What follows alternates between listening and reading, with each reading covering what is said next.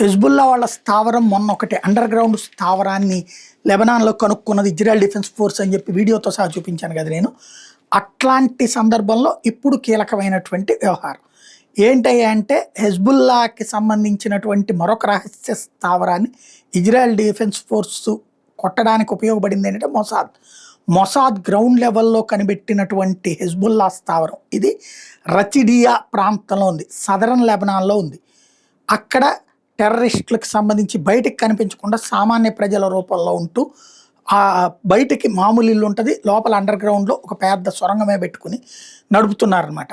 6 మాత్రమే కాపలా కాస్తున్నారు. దాన్ని పట్టుకుంది, కాల్చి పడేసింది. అక్కడ 6 టెర్రరిస్టులు, వాళ్ళు హెజ్బుల్లా వాళ్ళు దృష్టిలో వాళ్ళు సైన్యం, ఇజ్రాయెల్ దృష్టిలో టెర్రరిస్టులు 6 పోయారు. వాళ్ళ కమాండర్ కూడా లేచిపోయాడు. డ్రోన్ ఆపరేషన్ ద్వారా లేపి పడేసింది ఇజ్రాయెల్.